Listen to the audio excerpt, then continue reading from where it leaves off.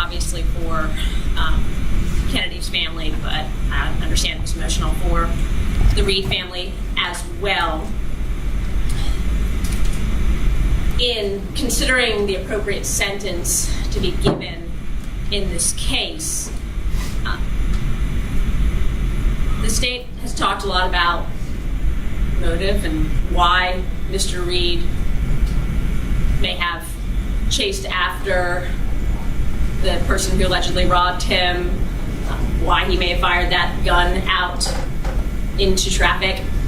I personally don't really care. I don't care what his reasoning for doing it was.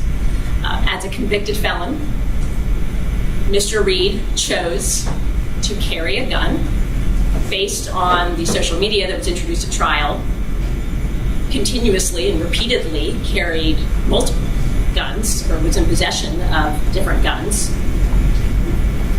He chose to bring that gun to a public and crowded mall right before Christmas. He chose to respond to the alleged robbery, not by getting law enforcement involved and taking the appropriate actions, but by chasing after the alleged robber with all of his friends and firing that gun out to a crowded city street. And that bullet is what resulted in Kennedy's death. Up until today, Mr. Reed has shown no remorse whatsoever. Based on the evidence that came out at trial, he showed no remorse after he found out that his actions of firing that gun into traffic resulted in Kennedy being injured and eventually dying.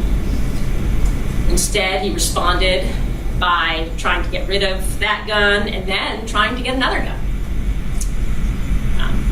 Immediately. He showed no remorse during trial. He showed no remorse after even being convicted, when his grandmother on the phone with him made threats to commit very egregious acts of violence in this courtroom during sentencing, and he responded by laughing on the phone. Up until today, there's been nothing. So I understand his expressions of remorse now, but taking the consideration of his actions that led to this murder and his actions after the murder, his actions during trial and his actions after the conviction,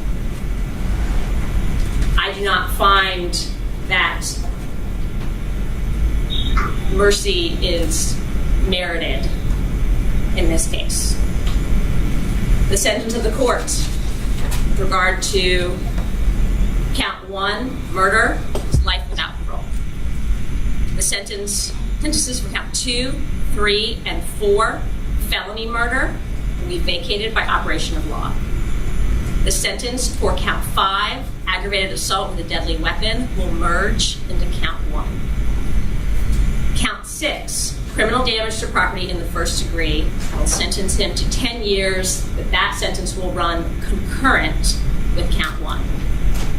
Count 7, possession of a firearm during the commission of a felony, 5 years consecutive to count 1.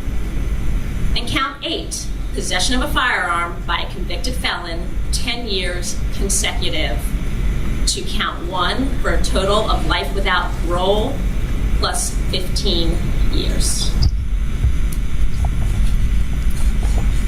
Is there anything further from the state? No, Your Honor. Anything further from the defense?